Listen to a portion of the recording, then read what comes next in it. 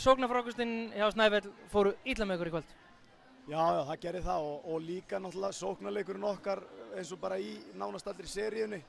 Við vorum í vandræðum á móti þeim og þegar við vorum að finna glufur þá voru svo sem var með bolta þá var hann ekki að horfa nógu vel og þú veist þannig að þetta var bara virkilega erfitt og öllum leikjunum nánast erum við vandræðum að skora bara í kringum ykkur 50 stig og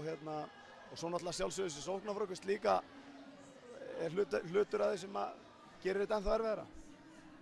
Tímabilið svona í heild sinni hjá Grindavíkurliðinu, ertu sáttur? Nei, ég er ekki sáttur. Ég bjóst við að við ættum að geta gert meira og vinnum bikarinn. Þetta er rosalega óstöðugt hjá okkur í allan vetur, þú veist, getur spilað glimrandi og sem kom í nokkrum stórum leikjum í vetur en svo þess á milli dettu niður í að vera bara eins og bara langt frá því að vera gott lið og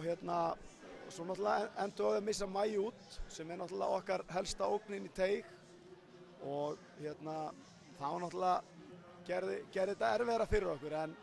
ég meina stelpurnar voru að berjast, leggja sig fram og hélt alltaf áfram og þetta er náttúrulega svekkjandi að detta út í heimavelli að ná ekki að tryggja okkur vinna heimaleikinn og fá eitt séns í hólminum í viðbót en Snæfell er bara með aðeins betra lið en við og miklu stöðugri og búnir að vera það í vetur þannig að þær eru bara vel að þessu komnar. Þú gengur frá borðið hérna úr Grindavík,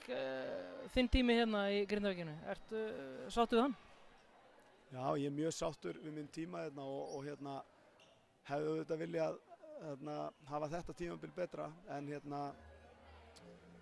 sérstaklega náttúrulega karlamegin en við vorum í tómu vandræðum frá því að rétt fyrir mót að missum Sigga og þá byrjaði bara hvert vesen að fætur öðru og sem að ég nenni ekki að fara út í en svo voru vodnir helviti öflugir þegar leið á eftir áramótin þegar menn voru fattir að tínast inn og það hefði getað farið vel ef við höfum dröðlast til að halda út öðru leiknum móti KR sem að við vorum náttúrulega með vorum með leikinn gjörsamlega í vasanum og hefðum bara átt að sigla þessu örugglega í höfn en það fór eins og það fór og þannig að ég hefði viljað að við endað þetta betur núna í vetur en svona heilt yfir þá er ég sáttur og bara búið að vera frábært að vera þetta er örugglega eitt besti staður á landinu til að bara starfa og spila á held ég held ekki fullyrt það. Við spyrjum að lokum, hvað eru mikla líkur í prósentum talið að Sverrir Þór verði að þjálfa á næsta ári? Ég myndi segja að það væri bara 0. Ég ætli í frí og það er eitthvað mikið sem þarf að gerast til að ég haggi þeirra ákvörðun. Mér langar að hvíla með eins og ætla mér það og